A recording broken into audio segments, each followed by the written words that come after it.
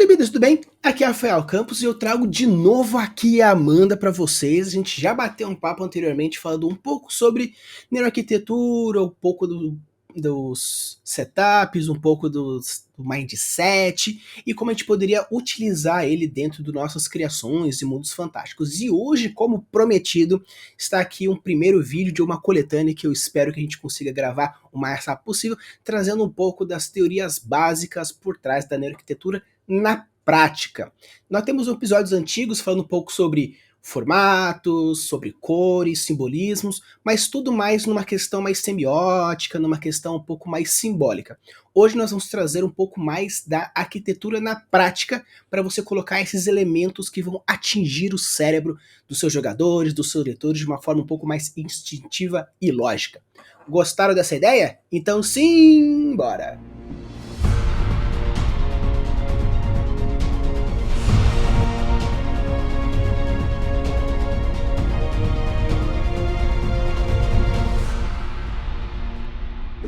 Então, galera, quando a gente decidiu pensar nesse vídeo, a gente achou que poderia ser uma coisa muito legal trazer esse conteúdo, porque uma coisa que a gente gosta bastante aqui é criar mundos imersivos, ambientalizações e, obviamente, deixar muito mais vivo os nossos locais. Então, Amanda, agora a pergunta que não quer calar.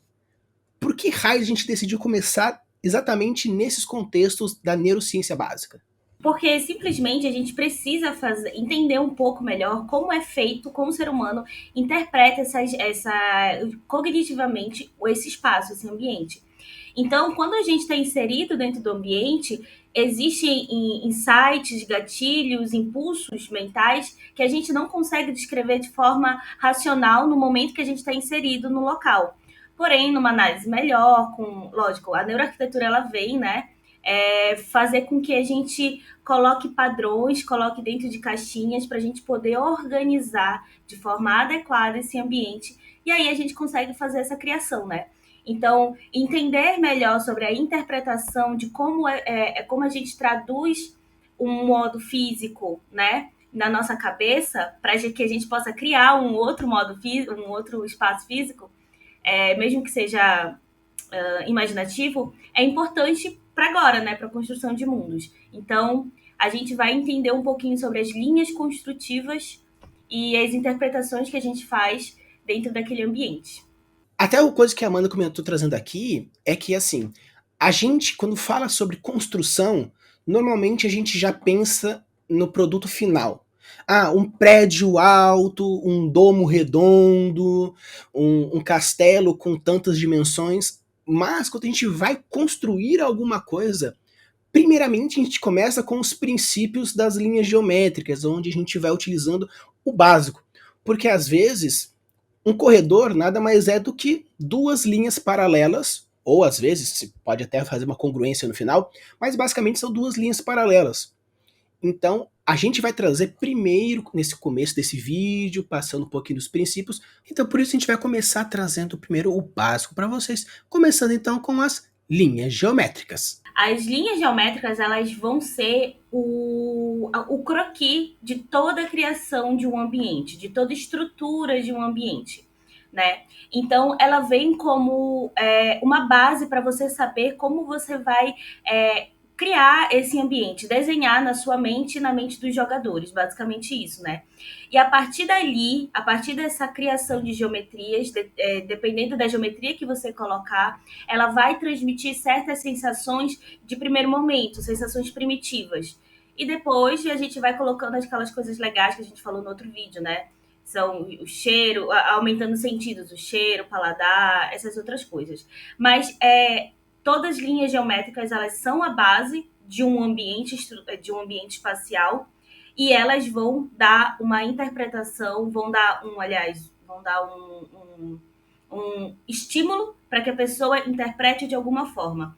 E isso, existem sim padrões. E esses padrões a gente vai encontrar tanto na natureza, né, quanto a gente consegue definir eles para que a gente possa criar. Porque a ideia aqui a gente é que existem muitos fatores que a gente identifica de uma forma lógica e ilógica, né? Por exemplo, muitas vezes a gente olha a parte de trás do carro e parece que é um rosto. Ou a gente vê duas bolinhas no escuro e a gente já pensa que são olhos te olhando no escuro. Ou por que raios cores quentes são chamativas e cores frias são calmantes? Existem alguns padrões que o corpo simplesmente reage a isso de uma certa forma biológica. Obviamente, estudos antropológicos eles explicam essa questão de observar rostos em locais, percepções, sensações, e então a questão da neuroarquitetura, neurociência tenta trazer de maneira prática a explicação por trás dessas percepções e dessas reações. E como tudo que a gente fala tem uma questão de padrão, a gente sempre começa com o básico. Tanto que a gente até usou como exemplo, quando a gente estava construindo esse episódio, que um desenhista começa a desenhar um corpo, rosto complexo com linhas e círculos, porque ele precisa encontrar padrões geométricos básicos para depois transformar em padrões geométricos mais complexos. Por isso que a gente vai começar trazendo essa questão da construção primeiramente de linhas. Tanto que existe, né, a categorização das linhas retas, como quadrados, triângulos, trapézios, etc e tal, e linhas mais circulares, que vão construindo círculos, ovoides, elipses, hélices, dupla hélice e assim por diante, tá? Então a gente vai começar realmente por esse básico, trazendo esses princípios por trás dessas formas geométricas mais básicas, e depois, nos próximos episódios, a gente vai trazendo formas mais complexas, associações de formas, e assim por diante. Então vamos entrar agora com a categorização dessas linhas, onde nós temos as linhas retas, que correspondem aos quadrados, triângulos, linhas paralelas, e nós temos as linhas circulares, que correspondem aos círculos, ovoides, elipse, etc.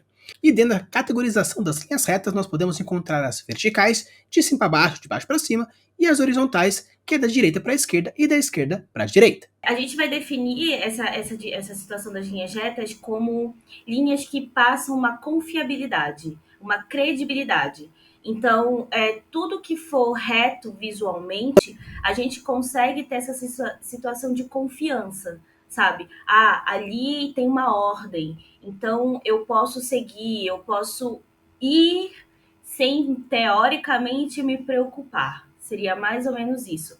Porém, dependendo da forma que a gente está colocando essa linha reta, porque a gente não vai ter essa linha reta para sempre, né? A gente vai ter ela na horizontal, na vertical. A gente pode ter várias linhas retas, uma seguida da outra, mas de formas aleatórias, ou então de formato zigue-zague. Então, cada uma dessas vai levar a situação, vai levar a situações diferentes. Pode ser de confiança, pode ser de medo, pode ser de. Enfim, existem várias coisas, mas no geral, as linhas retas são as linhas que são mais fáceis da gente seguir, que se elas forem em excesso vão ser tediosas, se elas forem curtas vão ser confiáveis. Então, como a gente comentou, a gente pode ter dois tipos de linhas retas quanto à sua orientação, sendo elas verticais ou sendo elas horizontais. Mas, além disso, existe, além da verticalidade e da horizontalidade, nós temos o direcionamento dela, se é para cima, para baixo, ou como a Amanda comentou, em zigue-zague, tá? Então, primeiramente, a gente vai começar com as linhas verticais com direcionamento de ascensão, ou seja, que te força a olhar para cima. Quando a gente está falando da linha vertical, ou seja, de cima para baixo, gente, vertical, tá? Ou de baixo para cima, tudo faz. A gente está falando nesse ascendente, que é a situação de você olhar para cima. Então, é uma linha que aponta para cima. A sensação que essa linha está causando é de empoderamento. É como se a gente pudesse alcançar o eterno, né? Porém, ainda assim, a gente pode também ter uma sensação de que aquilo é tão imponente, é tão grande, que o poder dele é muito maior, que eu não sou capaz de atingir aquilo. Isso tudo vai depender do jogador, inclusive, né? Não só do mestre, mas do próprio jogador que está criando aquele mundo, né? Um exemplo que eu posso dar de como a gente implementa uma linha chamativa ascendente seria mais ou menos a gente está num corredor, por exemplo, totalmente reto, e a gente começa a ver sangue, uma mancha de sangue caminhando por onde a gente está indo, né? O nosso Wayfound, e a gente tá seguindo ali. Quando a gente chega no ponto do final do corredor, a gente observa esse sangue indo para a parede, subindo. Isso quer dizer o quê? Quer dizer que alguma coisa poderosa tá ali dentro, entendeu? Levou, ascendeu, ou seja, foi lá para cima e levou alguma pessoa morta, algum bicho morto. E então, isso causa o quê? Além da cor, do cheiro, que são as outras coisas que a gente vai falar depois, né, em outro vídeo, de repente, a gente tem essa percepção visual de que aquilo que está subindo é uma coisa muito mais poderosa, muito maior que a gente. Então, é uma sensação de, opa, peraí, é alerta, né? Estou encontrando um alerta ali. Agora, se a gente coloca essa mesma situação de ascendência, mas a gente está indo, deixa eu ver, num castelo, por exemplo, e dentro daquele castelo a gente vê um trono, e esse trono é muito vertical, é super alto ele. Quanto mais alto for a costa do trono, mais poder vai estar passando, mais imponência vai estar passando. Então, isso seria uma boa forma de se mostrar o quanto aquela pessoa que está lá dentro, que é dono daquele castelo, é imponente, sabe? Ele é importante naquele aspecto, né? Visual ali. Ou mesmo, de repente, o próprio castelo, com várias linhas verticais saindo, extremamente altas, longas, também mostra essa situação de empoderamento, de potência, de potencialização.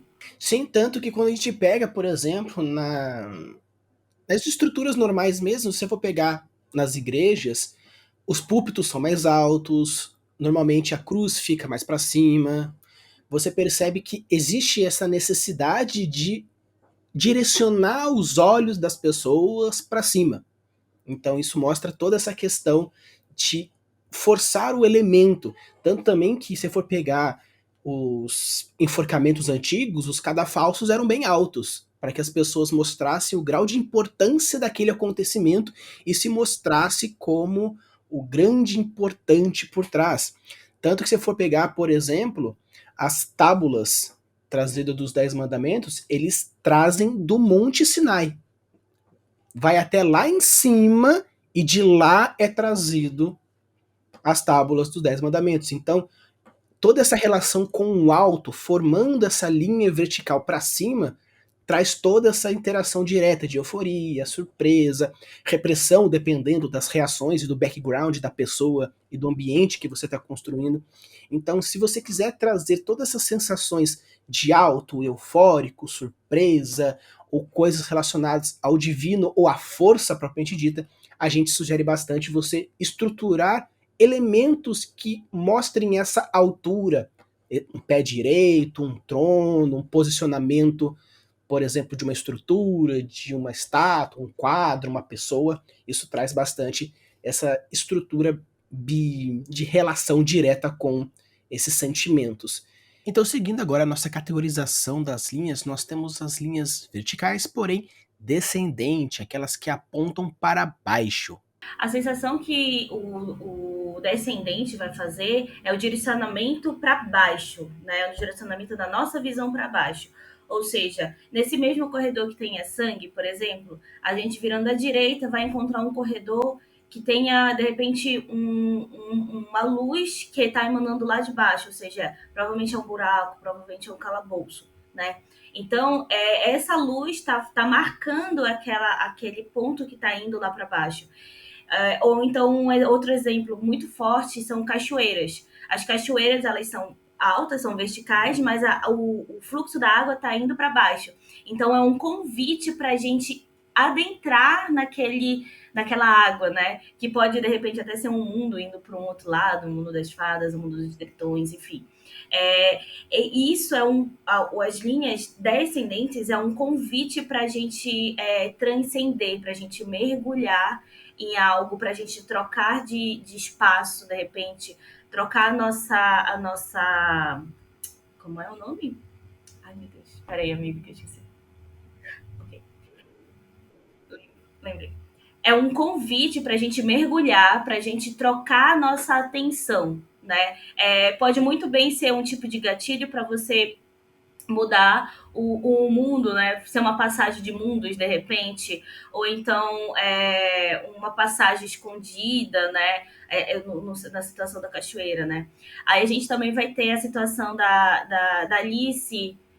Um exemplo agora, né? Falando da queda da Alice quando ela entra na toca do coelho. Aquilo é um ponto que chama atenção. É um círculo, é um buraco ali, mas ele está decaindo, né? Então é um convite para que a gente que está atiçando a nossa curiosidade, nossa, eu quero saber o que tem ali por trás. E isso vai fazer com que pode ser uma boa jogada, uma boa estratégia para vocês, mestres, né, que está criando o mundo, os contos, né, para que você consiga dar um 360 graus na tua história, sabe? Parece que ela tá indo por uma linha assim totalmente tediosa e de repente, mudou tudo. É um bom tipo de gatilho para se colocar e no desenho, na estrutura, né, do teu ambiente. E o legal é que quando a gente fala dessas linhas, você não necessariamente precisa utilizar essas linhas fisicamente, como por exemplo a gente comentou da cachoeira ou de um corredor que desce para baixo. A gente trouxe esse simbolismo da linha descendente da Alice caindo, e esse exemplo até que a Amanda traz de mudar a história totalmente, a gente percebe bastante isso na cena icônica de Rei Leão, onde o Scar joga o Mufasa para baixo, depois de um momento ascendente. O Mufasa resgata o Simba, tem um momento ascendente até o ápice da colina, e depois o Scar joga ele para baixo, revirando toda a história que poderia ter sido épica e torna trágica, fazendo um 360 diretamente no reino, na história, na vida do Simba e de todos os envolvidos. Uma coisa que acontece muito na arquitetura o nome é essa imersão, né? É muito importante a gente ter essa imersão. E esse ponto da linha descendente, que a gente se jogar, a gente mergulhar, a gente chama isso de blind side, que é basicamente a imersão dentro daquele espaço. Ou seja, a imersão dentro do momento, né, dos jogadores, que é basicamente isso que as pessoas vão buscar, né? Os mestres e os contadores de histórias, eles vão buscar que a pessoa fique imersa naquilo e que ela não tenha desvio de atenção. Seguindo então essas vertentes, a gente tem a vertical ascendente e a vertical descendente. E agora nós também temos as linhas horizontais, que já vão trazer uma outra percepção e um outro direcionamento. Basicamente, um gatilho simples para a gente explicar na horizontal. Aonde a gente deita? A gente deita sobre uma superfície horizontal. Então, instintivamente, a gente vai comparar que as linhas horizontais são linhas que trazem extremamente confiabilidade. Eles trazem muita segurança. Onde o ser humano dorme, né? Por exemplo, grandes altares, mesas horizontais. O altar é colocado em mesa horizontal. Isso está trazendo uma certa confiabilidade que aquilo que está sendo feito naquele altar é um rito muito importante, é um rito que vai trazer essa segurança, né? Teoricamente, porque vocês podem fazer um altar necromântico, alguma coisa do gênero, né? Mas, enfim, vocês entenderam. A outra situação do horizontal seria um lago, a nossa visão para a praia, por exemplo. A gente tem aquela linha do horizonte. O ser humano está muito acostumado a ter essas visões de planícies, de que a gente não consegue ver o fim de onde termina e onde começa. Então, isso traz a segurança e também vai trazer um encantamento, sabe? No sentido, por exemplo, como eu falei agora da praia, a gente é chamado a ficar contemplando aquele momento que o sol desce e a linha do horizonte não termina e não tem fim. Então, colocar esse tipo de gatilho dentro da mesa é você definir que é um local seguro, é um local que a gente pode contar coisas. Por exemplo, a gente até conversou, eu e o Rafa, de repente uma cena que você sabe que tem um casal no grupo, né, de jogadores, assim, e que não tá indo para frente. Então, de repente, o mestre pode colocar eles nessa situação deles terem que ter uma conversa muito séria, né, ali. Então, colocar eles num cenário que tenha essa horizontalidade seria bem interessante. Para um conto também, principalmente que mexe com essa situação de drama, também é bem legal deixar esses cenários mais horizontalizados, né? Um exemplo que eu poderia citar, até de trazer mais essa segurança, por exemplo, a situação de um castelo, que o rei é muito bondoso. O que seria legal tu colocar para quem está vendo, né, o leitor ou o jogador? Seria que uma grande escada fosse totalmente horizontalizada, que os degraus fossem bem horizontais, bem largos, de, sei lá, muitos e muitos metros. E isso traz essa sensação de que eu estou caminhando para um espaço de uma pessoa que tem bondade, que eu posso ficar seguro naquilo, né? Seriam esse gatilho que a linha horizontal, que a estrutura de uma linha horizontal passa, né, para a gente interpretar. E é legal até que a gente, como reforçando, que a horizontalidade você pode também colocar de formas literais, como a gente está colocando, escadas horizontais bem largas, não tão altas, muros horizontais, cidades horizontais. Você pode colocar, por exemplo, uma aldeia onde nós temos as casas estupidamente do mesmo tamanho, mostrando que todo mundo lá é igual, tem a mesma importância. Talvez uma única torre, onde você quer reforçar a importância e a força dessa torre, por isso ela é tão mais alta que todo o restante das construções, só que as construções se manterem horizontais. Tanto que a gente até comentou a praia, quantas cenas românticas não acontecem na praia? E muitas vezes você pode criar esses ambientes contrastantes de que é muito bonito você ver uma planície toda maravilhosa. Mas imagina só como deve ser para um antílope olhar a relva e não ver nada. Ele se sente seguro, mas aquela tensão de qualquer coisa, a qualquer momento, um leão salta de dentro da grama alta, também pode construir esse tipo de coisa. Então você cria essa brincadeira de lógico com ilógico, racional com instintivo, trazendo todas essas questões. Por quê? Mas quando eu vejo um altar, eu não necessariamente penso dessa forma. Por isso que a gente está entrando nessa neurociência. A gente não está falando naquilo que você pensa, mas em algumas reações que podem causar um pensamento contrastante ou reforço. Pessoas muito religiosas, dentro da sua religião, elas têm essas reações mais fáceis de acontecer. Então, se você é um religioso, por exemplo, católico, que olha para uma cruz ao alto, você sente muito mais essas reações que nós estamos comentando. Um ateu que não tem esse vínculo instintivo com esse simbolismo, entra mais para o lado lógico, onde você pode trabalhar também a semiótica e o simbolismo por trás. Então, o que a gente está trazendo aqui são formas diferentes de você entender reações e ações dentro das suas campanhas, dentro da sua história. Porque você, autor, pode criar um personagem ultramente religioso. Então, por que não colocar essas reações religiosas? Ou uma pessoa muito lógica que contrapõe essas reações? Ou até mesmo esses outros simbolismos. Por isso que essas linhas que a gente está trazendo, tanto verticais quanto horizontais, podem trazer ações e reações diferentes. Esse é o objetivo por trás. E não pensem só em linha, por exemplo, vertical e horizontal extremamente perfeitamente reta, sabe? Uma linha ela é feita de vários pontos. Então pode ser vários, não sei, um exemplo aqui, várias pedrinhas espaçadas de forma igualitária, mas várias pedrinhas formando como se fosse um ritual que tivesse feito ali, sabe? Que tipo de ritual vai ser feito que precisa ser tão bonitinho na horizontal, né? As linhas. Aí pensa, são coisas para se colocar. Não precisa necessariamente ser um cenário todo perfeito, com uma linha reta perfeita. Pode ser objetos que estejam alinhados na vertical, na horizontal, né?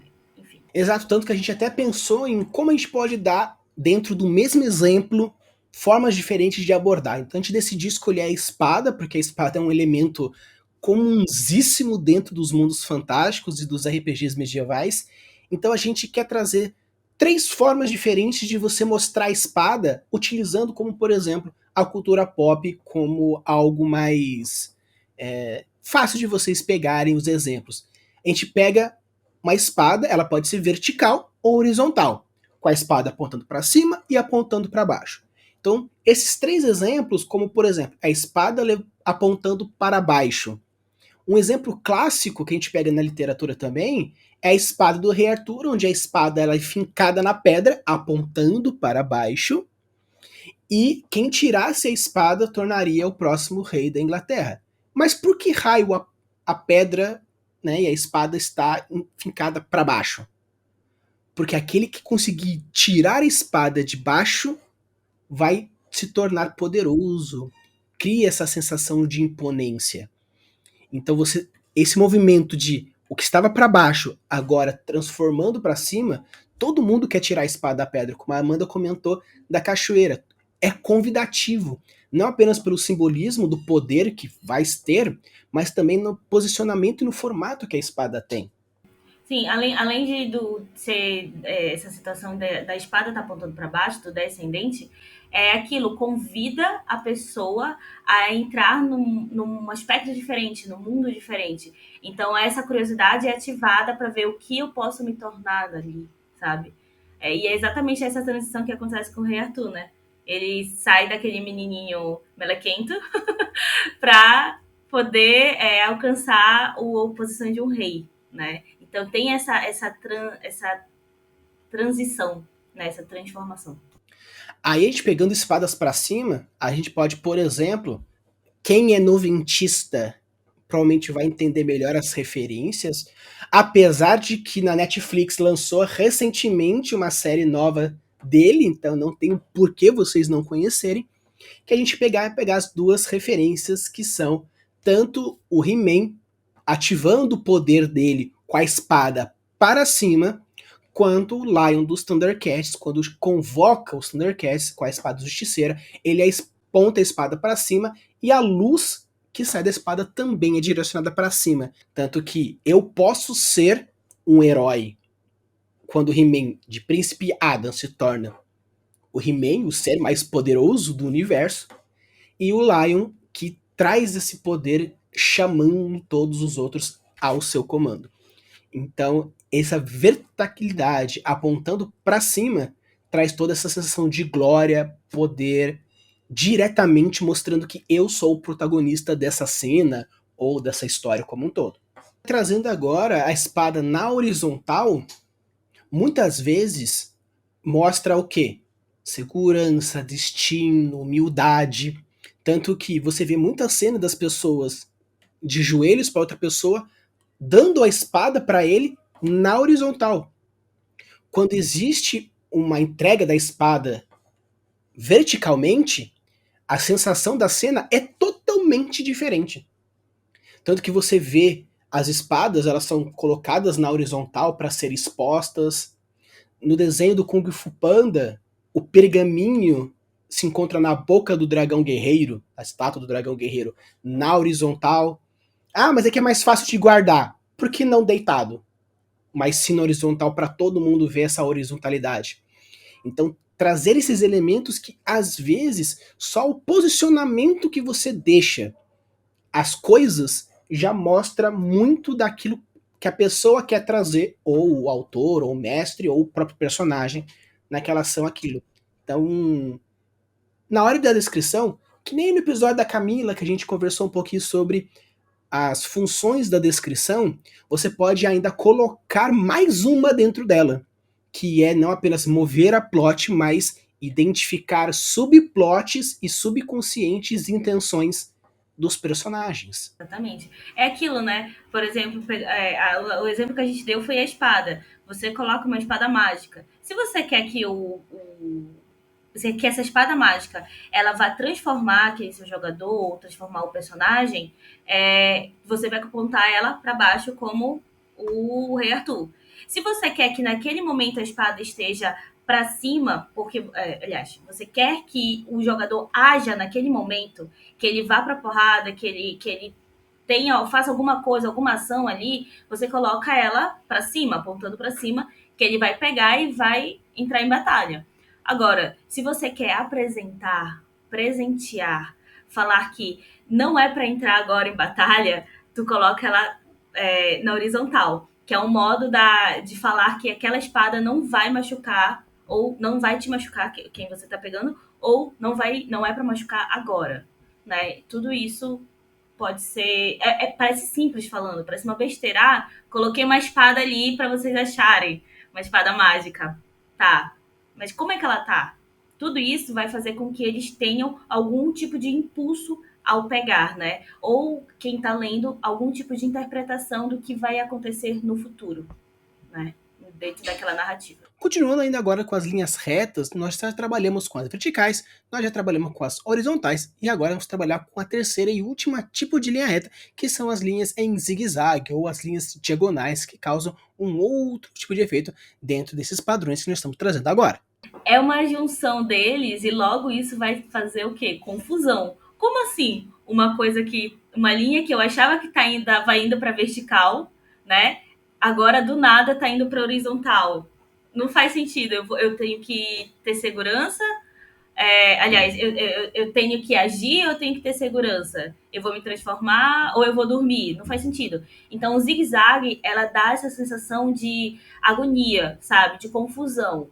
E pode muito bem, se não tiver no Wayfound, né, que seria a trajetória do personagem, se não for um corredor, uma escada, se for, de repente, nas paredes, as pontas de um corredor que tem que fazer com que a trajetória desse personagem seja em zigue-zague, isso vai trazer outra sensação de perigo, de adrenalina, né?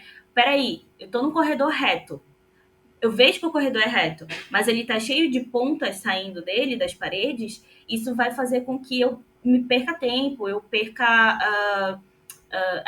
tempo, eu perca até vida, de repente, eu vá me machucar, e isso vai causando uma adrenalina e um sufocamento, e vai agonia, e é isso e aquilo. Isso é um ótimo gatilho para se colocar, se tu quer fazer dar uma sensação de terror, dar uma sensação de fim, isso daqui não tem fim, eu não sei o que fazer, socorro, vou perder, vou errar, vou morrer.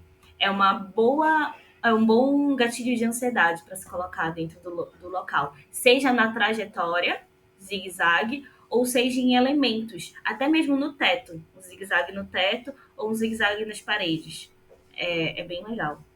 Um exemplo clássico é, imagina você querendo adentrar em algum lugar, um evento, um banco ou qualquer coisa. Aí você chega e você vê aquela fila em zigue-zague. A primeira sensação que você tem é: velho do céu! Você já fica puto, você já quer ir embora, mesmo que a fila esteja muito rápida. Aquele é só para ter o controle de espaço. Mas só o fato de você chegar, bater o olho e ver uma fila em zigue-zague, você já vai pensar: vou demorar muito, não vou entrar, vou ficar com fome, vou ficar puto, não vou achar meus amigos. Isso porque você só viu a fila, você não adentrou nela. Por quê? Porque como o zigue-zague quebra essa sequência, essa fluidez da linha reta, você não sabe. Porque eu tô chegando num ponto. Só que quando você está chegando próximo, você volta, porque é um zigue-zague, depois você se aproxima de novo, depois você se afasta, depois você se aproxima. É uma sensação horrível daquele. Sabe aquela expressão de tirar o doce da criança? Você entrega, tira? Essa é a sensação que você causa. Porque você se aproxima, aquela sensação de pêndulo. Se aproxima, se afasta, se aproxima, se afasta. Então isso vai causando muita ansiedade. E quando você pode até ver na questão das estruturas, como a Amanda até comentou, colocar no teto, ou até mesmo uma sequência, você pode criar essas sensações diversas. Tanto que muitas vezes, quando a gente desenha um dente de uma criatura, a gente desenha ele naquelas ondinhas, formando toda aquela coisa, porque o bicho malvado tem um mini zigue-zague, seja pelos dentes, pelo formato da boca, que seja. Então você pode criar e deve causar esses sentimentos com a galera. E isso dentro das linhas retas, porque nós também temos as linhas curvas. E como nós falamos no começo do episódio, nós podemos categorizar as linhas como linhas retas e linhas curvas. As linhas retas sendo na vertical, na horizontal ou na diagonal, sendo vertical para cima e para baixo, na horizontal, esquerda para direita, e nós temos as diagonais criando uma zigue-zague, mas agora nós vamos entrar no outro tipo de categoria, que são as linhas circulares, que fazem curva, que corresponde a outras linhas geométricas e com isso outros sentimentos que nós vamos abordando agora. As linhas circulares, elas são as linhas que mais chamam a atenção do ser humano. Basicamente isso. Então, como a gente vai fazer?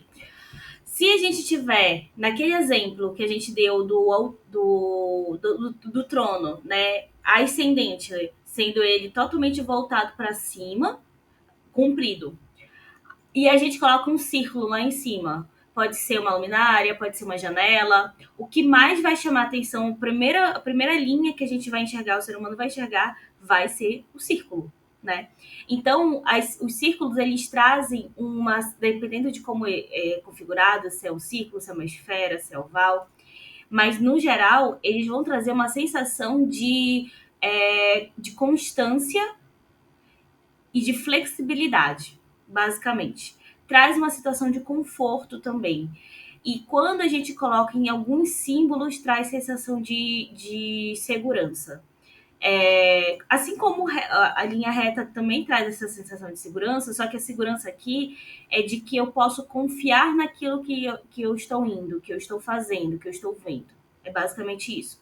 Um grande exemplo de confiança no círculo seria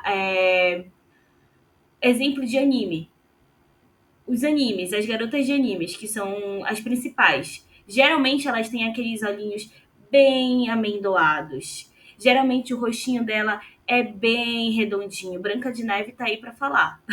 Super antiga e o rostinho dela é bem redondinho, assim, com as bolinhas, com as bochechinhas bem redondinhas.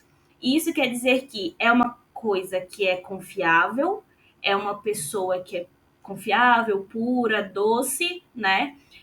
E que eu posso nunca vai me trair, nunca vai acontecer nada comigo. Seria mais ou menos essa simbologia, né?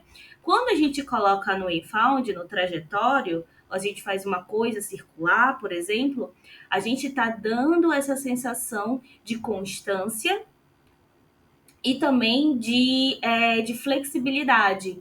Ah, eu tô ali no círculo, aliás, perdão, não dá flexibilidade é o outro que dá. Desculpa, eu tô antecedendo as coisas assim.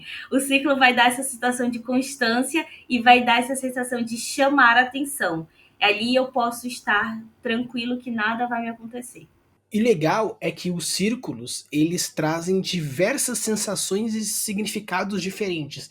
Nessa questão de confiança, conforto, segurança, a gente percebe que, por exemplo, quando a gente fala de conforto, coisas redondas, por que o redondo traria conforto? O círculo, a esfera, geometricamente falando, é uma estrutura que o que acontece? O círculo, ele mostra que todas as forças empurram para o centro. Por que o planeta é redondo?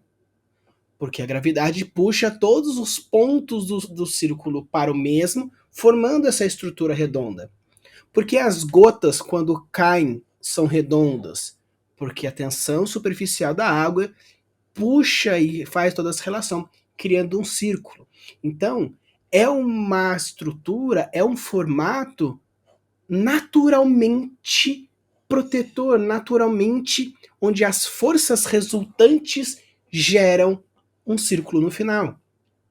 Tanto que a bolsa miniótica do ser humano é redonda.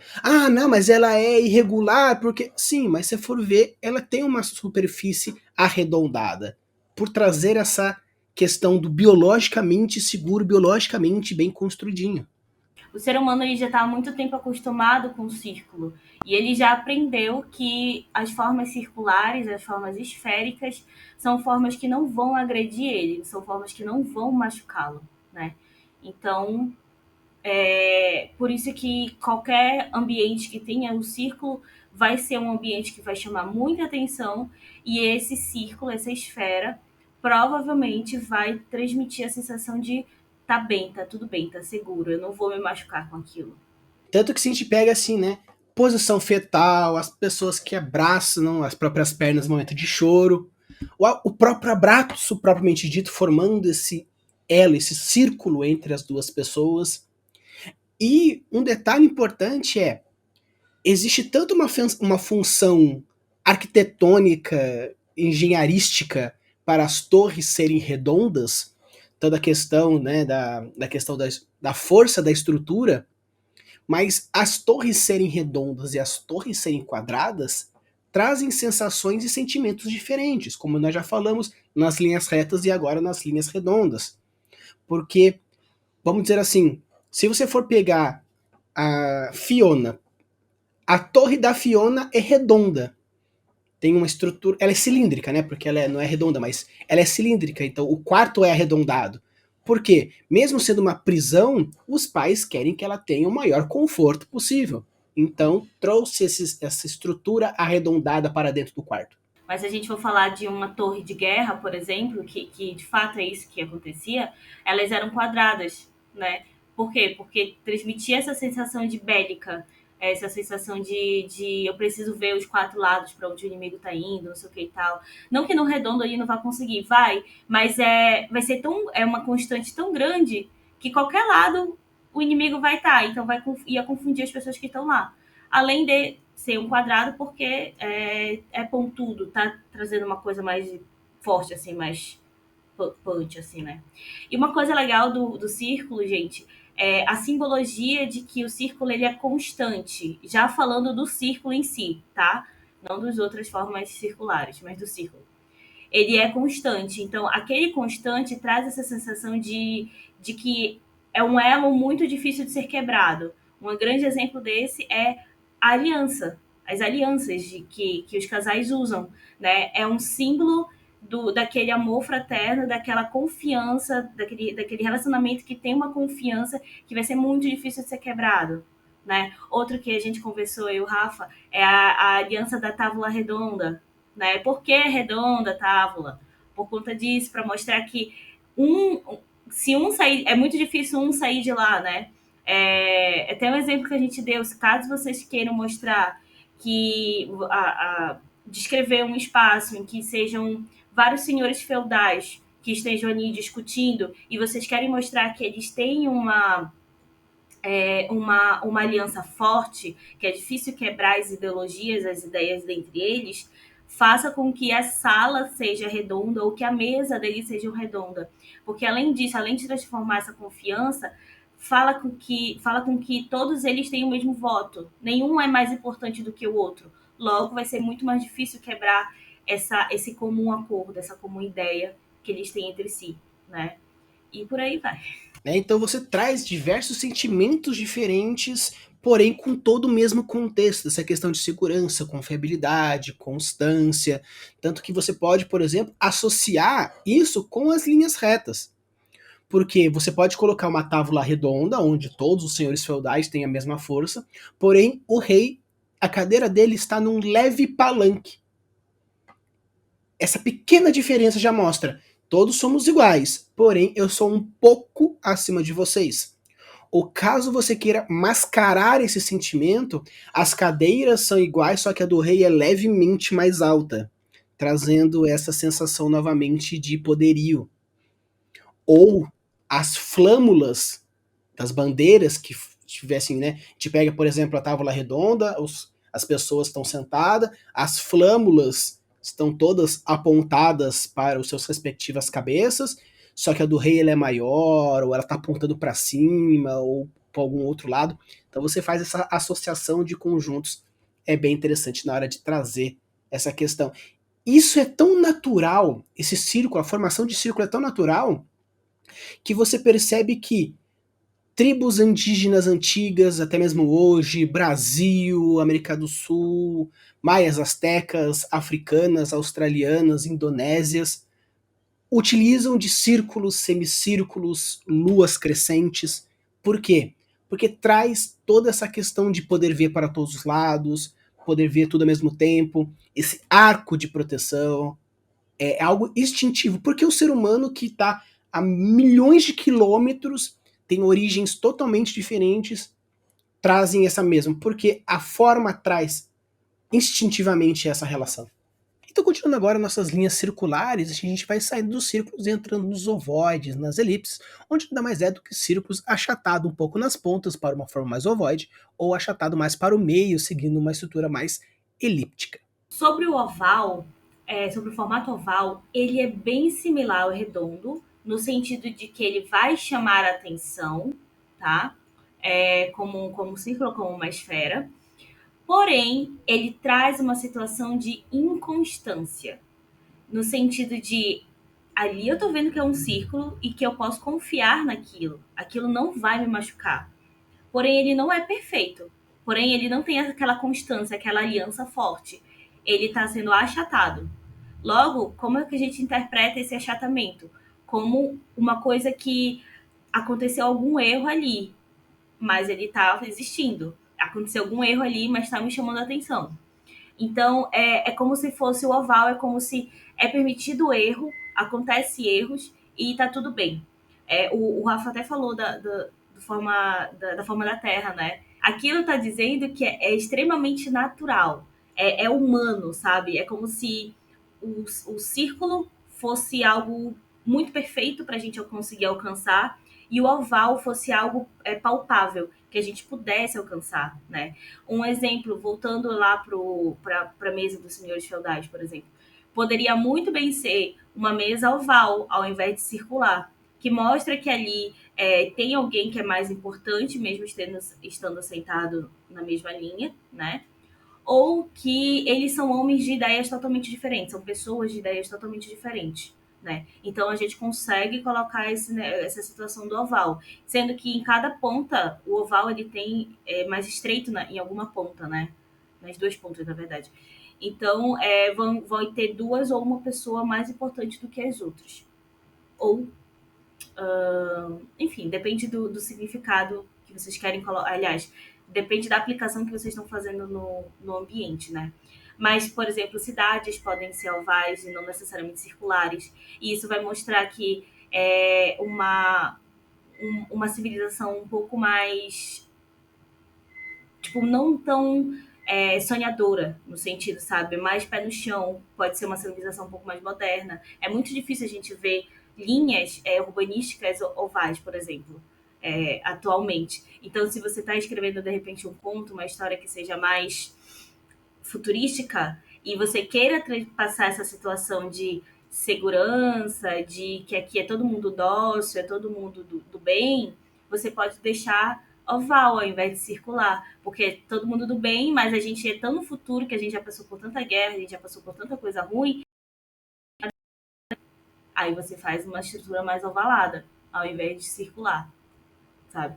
São estratégias assim. E o legal é que, assim, se você for pegar para ver os ovos naturais, nós temos ovos circulares, como por exemplo de algumas tartarugas, jabutis, cágados, onde o ovo ele é perfeitamente uma bola de ping-pong. Ovos de galinha que são mais ovoides, os dois trazem essa questão de segurança e proteção, porque protegem o embrião daquele ser vivo. E o legal é que se você for pegar, por exemplo, uma mesa elíptica, você colocando o rei numa ponta, o acusado na outra e os assessores lateralmente, mostra que os assessores têm a mesma força porque eles estão na parte arredondada. O rei está gerando um desconforto para o acusado ou vice-versa, por isso eles estão nas pontas. Numa cidade ovoide, você pode colocar, por exemplo, a parte mais humilde na parte da base do ovo, que é mais redonda, e o rei mais à ponta, para mostrar assim, é um rei relativamente bondoso, porque ele tende a ser mais protetivo, como por exemplo um rei que a cidade fosse quadrada ou triangular, porém por ser ovoide é levemente triangular, então existe sim uma... Eu quero um pouco de afastamento, porque a ponta do ovo é um pouco mais distante da base, porém eu não quero dar esse ar de muita segregação, então causa esse efeito mais arredondado. Então você pode colocar esses pequenos easter eggs dentro da sua descrição para mostrar um pouco da índole ou daquele rei ou dos reis do passado que construíram aquela construção. Então você pode gerar diversos tipos de elementos diferentes, causando isso. Então, essa inconstância, apesar dessa segurança que pode ser fragilmente mudada dependendo do contexto que você quer trazer. Então, continuando na categoria de linhas circulares, nós também entramos com a proporção áurea e as espirais e as hélices, onde nada mais é do que uma linha reta que vai se curvando, criando ou uma relação direta ou uma relação proporcionalmente diferente. A proporção áurea, ela é um estudo muito antigo, né? Que artistas, arquitetos, designers, enfim, todas as pessoas usavam, principalmente na antiguidade, quando foi desenvolvida essa teoria, né? E essa teoria ela é baseada basicamente na observação da natureza, que toda a perfeição da natureza não está em ser reto, nem totalmente circular, e sim está em ser essa espiral que se forma, né? Se eu não me engano, são 8 retângulos que se formam para fazer essa espiral da proporção áurea. E essa proporção áurea, ela vai ter duas representações no espaço para a gente, né? De interpretação do espaço que a gente vai ter. A uma vai ser o medo, ela vai causar um medo, porque como é que algo totalmente imperfeito consegue ficar tão bonito, tão agradável aos olhos? Que é basicamente isso. Se vocês forem dar uma pesquisada, vocês vão ver que é basicamente uma fotografia de uma planta com um caramujo em cima e o fundo todo lá.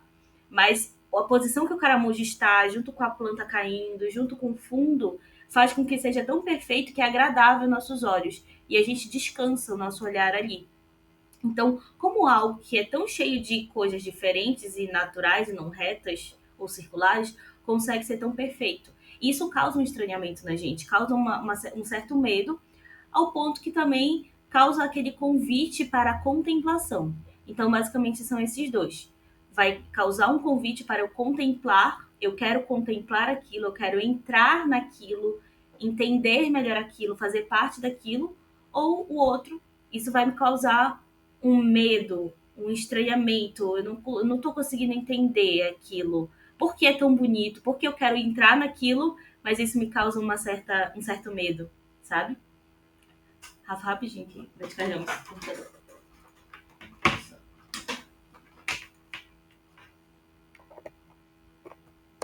Pronto.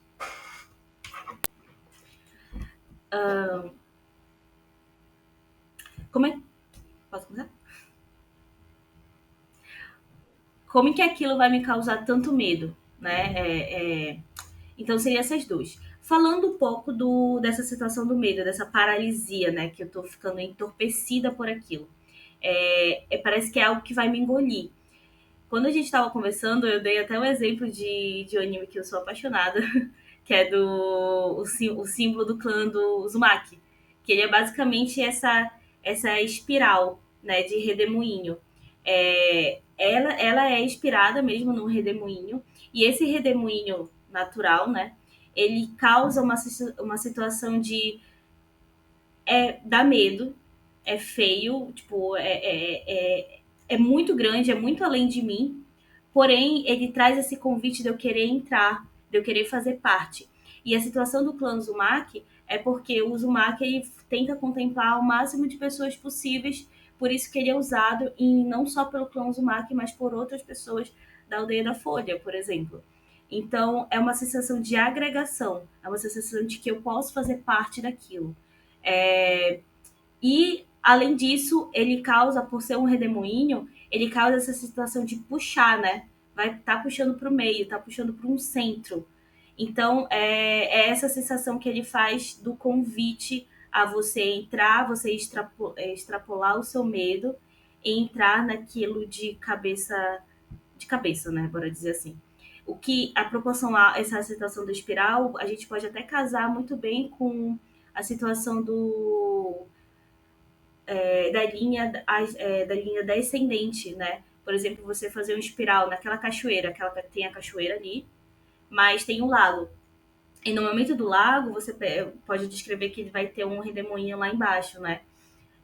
Isso é mais um convite ainda, você está reforçando mais ainda. Olha, gente, é aqui, parece que é uma grande placa neon falando. É aqui que vocês têm que ir, vocês não podem desviar para outro caminho. Então, o espiral vai dar essa situação também de convite a entrar, né? Então, a gente quis trazer todas essas mudanças, todos esses tipos diferentes de linhas retas circulares, e isso nós estamos pegando ainda o conjunto mais simples. Você pode agora começar já a extrapolar esse simples para as suas construções. Nos episódios de formas e números que eu coloquei, são simbolismos, onde você pode utilizar também como uma estrutura quadrada, porque tem essa questão dos quatro lados, das quatro direções, da materialidade do ser humano, o 3 da trinca divina, o círculo da abóbola celeste, mas agora já sabendo que por que a abóbola celeste ela é redonda, porque traz toda essa questão da segurança, porque fica em cima, porque é divino.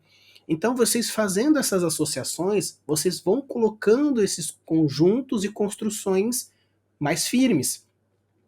Com o tempo, vocês vão percebendo que, por exemplo, eu posso associar uma linha reta com uma linha curva, uma espiral, um quadrado. Porque quando a gente pega, por exemplo, e trabalha com a questão de símbolos, ou algumas insígnias, ou formatos, ou glifos que seja, é o quê? É a associação de linhas retas com linhas tortas, com círculos, com quadrados.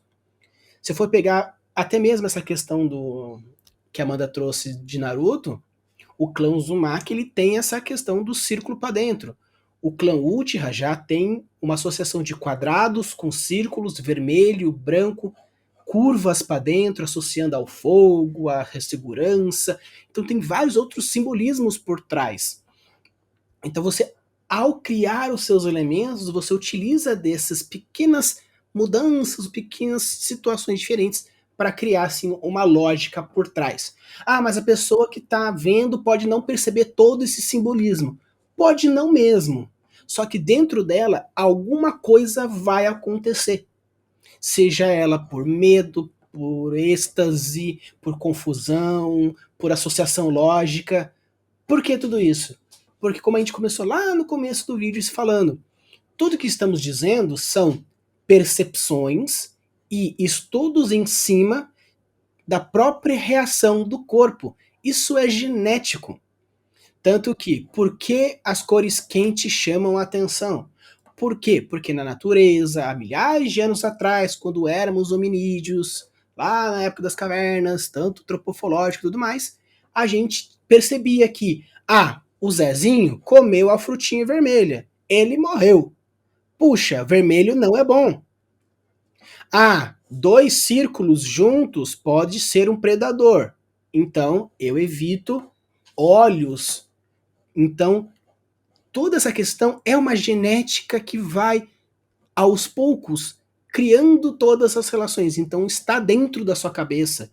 Mas eu não penso nisso. Não é uma questão de lógica ou ilógica, são reações dentro da genética evolutiva do seu sistema límbico, cérebro reptiliano e assim por diante. São as sensações primitivas que o corpo vai jogar, assim. Não, é isso, que o cérebro vai jogar, assim, né? E uma situação também que tu falaste, Rafa, que eu acho legal colocar, é que, lembrando, tudo isso que a gente falou, a gente tá. Foram padrões, a gente foi colocando dentro de caixinhas para que vocês pudessem desenhar um croquis, né? Como um desenhista faz.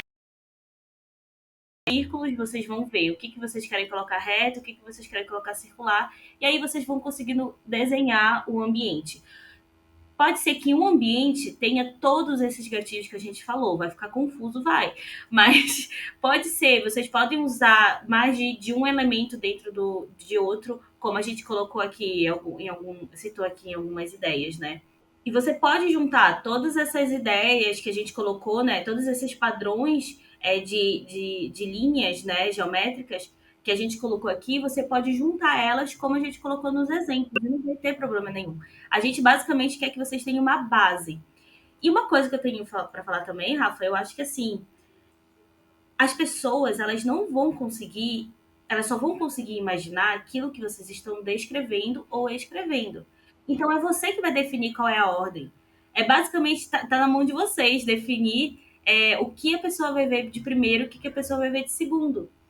E para alguns jogadores que falam assim, eu não, ou leitores assim, eu não consegui entender desse jeito, essa coisa não vai me causar essa sensação. Vai sim causar essa sensação.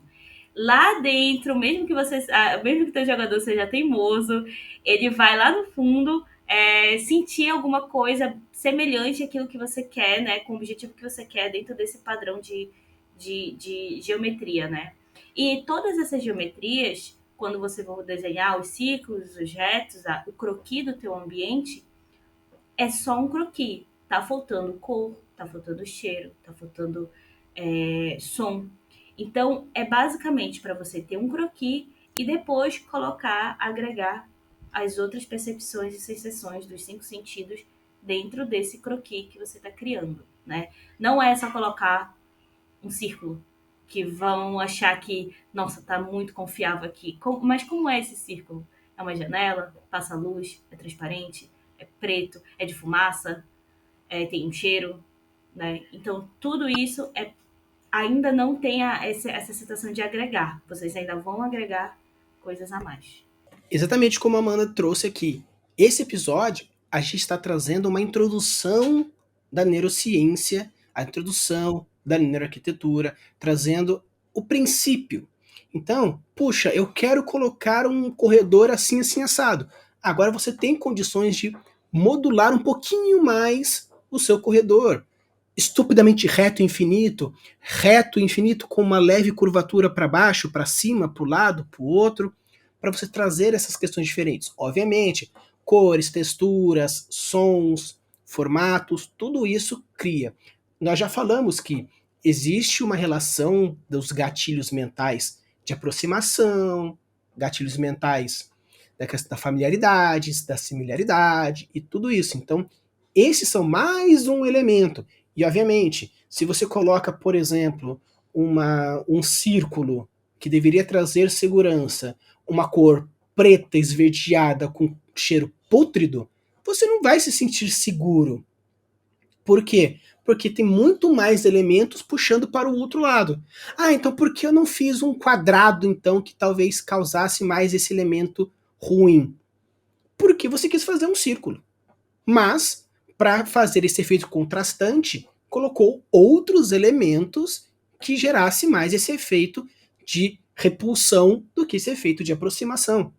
Então, estamos trazendo apenas mais elementos para vocês colocarem reforços ou contrastes dentro das suas descrições e com isso todas essas formações desses mundos fantásticos que a gente está propondo aqui para vocês. Beleza? Então, pessoal, esse foi esse vídeo introdutório que a gente quis trazer o princípio das linhas retas, linhas curvas.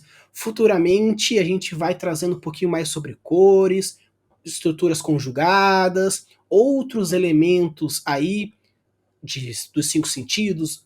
Focamos um pouco na visão, podemos entrar no olfato, audição, paladar, tato, quem sabe até sensorial, extrasensorial. Quem sabe a gente não consegue trazer essas percepções, beleza? Usem e abusem das suas criações e deixem seus mundos cada vez mais incríveis. Valeu!